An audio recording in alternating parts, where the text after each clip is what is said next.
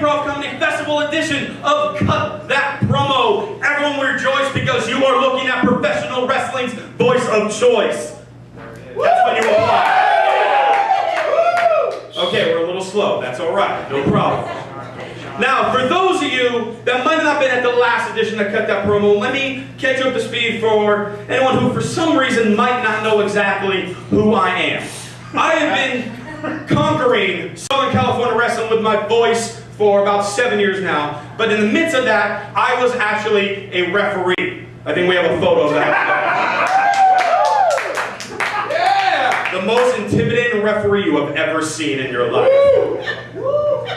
Now, for a number of years, I was reffing all across California, but for some reason, wrestlers weren't giving me the most respect in the world when I was standing in the ring with them. I could just go on stories about it, but we showed this last time, and it got a lot of people loved it so much for some odd reason that we're going to show it again. It's a little dubstep montage of me getting my ass kicked. So, you go ahead and roll that video when you're ready, Sean.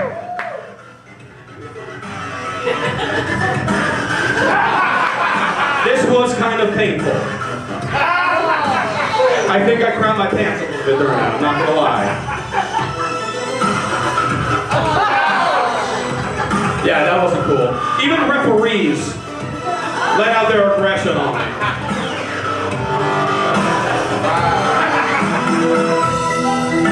And now I'm being attacked by a very large black strong man. And I'm dead. A couple more shots, but there you go.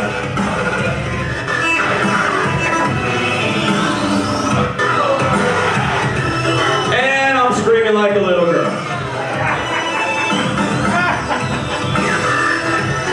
Boom. That popped the shoulder. And we can watch my head slowly bounce off the mat. So,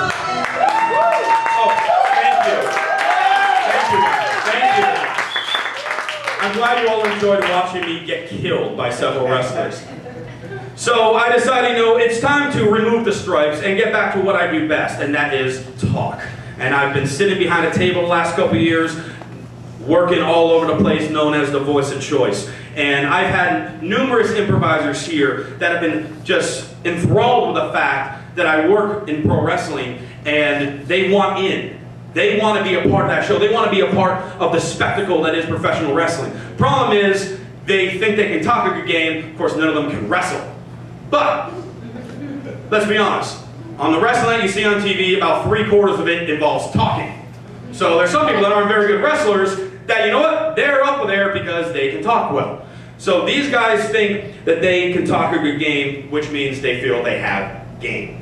So, we're going to sit here, we're going to judge, we're going to see how they do, we're going to see how they act under the bright lights. And believe me, this is the WrestleMania of iOS, the Improv Comedy Festival, folks. So this is the biggest grand stage in the mall here. So, I need someone to help me judge. Who better than I'm going to just let it go.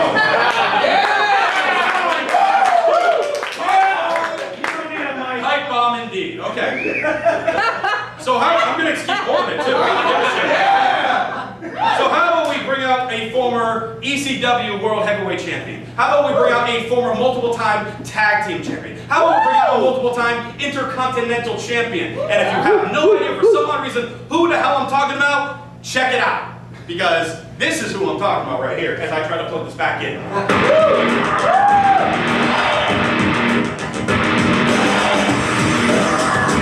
I am John Morrison. WWE today, a unique style. John Morrison can use his environment in any way possible. You never know what's coming next from this young man. The guru of greatness. I gave him that name. Sexy.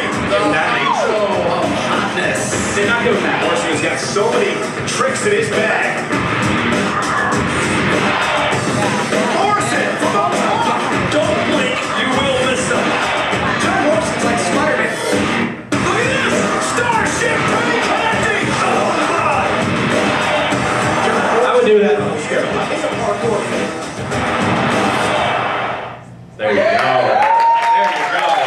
So on that note, ladies and gentlemen, please welcome the special guest to cut that promo, John Morrison!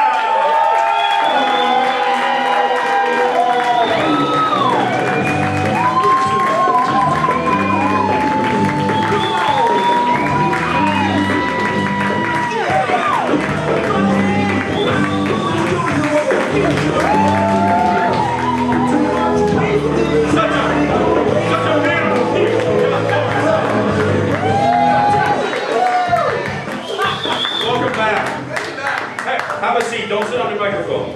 Woo! Hopefully yours stays plugged in. See if I can do this without knocking over a beer this time. Well, no. I brought a table to avoid beer spillage. Last time we had about 5 bottles of beer spilled on stage. So, hey, if any of our lovely waitresses would be kind enough to get bring John a beer, go ahead. Low carb beer. Low carb beer. I've got a big event in Huntington Park on June 10th. This summer. I heard about that. You're wrestling out here this Sunday. We'll talk about that later, though. All right. Well, here, have a seat. Have a seat, my friend. I find it fascinating that you actually decided to come back and do the show again. No one can be more baffled about that decision than me. And it's not because of you. It's because it's because of you fine people here tonight.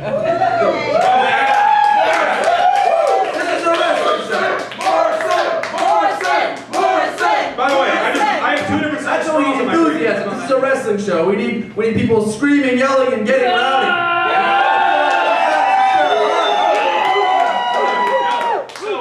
So I gotta ask, because obviously you've spent many times around all different crowds, whether it's inside arenas, even though if you're out on the streets. I'm curious. Did you ever encounter an event where maybe you were not received the way that you thought you would be? I guess that's a weird way of putting it, but you know. That goes hand in hand with wrestling. You're almost never received the way that you think you're going to be. Some of you know this, most of you, that guy probably knows for sure that I started my wrestling career by winning Tough Enough on MTV Season 3. Thank you very much. Thank you, Rebecca. Hey, another hand for Rebecca, our lovely lady. So when I won Tough Enough, I won a developmental contract with WWE, which is very different from performing at the Staples Center or Madison Square Garden. That entails moving to Kentucky to perform in Oolitic, Indiana, or Shelbyville, or Hodgkinville, Kentucky. And when I was leaving, it was very important to me to prove to my parents that I could do this. I wanted to be the biggest wrestling star ever. And I thought to myself, you know, who do I idolize? Guys like Ric Flair, Macho Man Randy Savage, The Rock. And what do these guys have in common? They got the designer sunglasses, the $2,000 t-shirts, the $10,000 raincoats. So I thought to myself, you know, when I show up to Louisville, I better dress the part. I want to look like a star. So I thought of a fancy nickname for myself, Johnny Blaze. Red hot, call the fire department, Johnny Blaze. Get your fire extinguishers out. I prefer not. I prefer not with that, no. Well, let me finish the story. Give it a chance, it grows on you. Sure. When I got like to Christian Louisville, Rosenberg grows on people, yeah. No comment on Rosenberg.